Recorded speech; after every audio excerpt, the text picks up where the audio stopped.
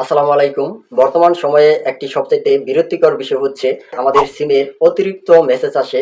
তো এই অতিরিক্ত মেসেজ থেকে আমরা কিভাবে মুক্তি পাবো? অর্থাৎ অতিরিক্ত মেসেজ আসলে আমাদের ফোনে সেই সিম কোম্পানির অপারেটর থেকে আমরা সেই এসএমএস গুলো কিভাবে বন্ধ করব?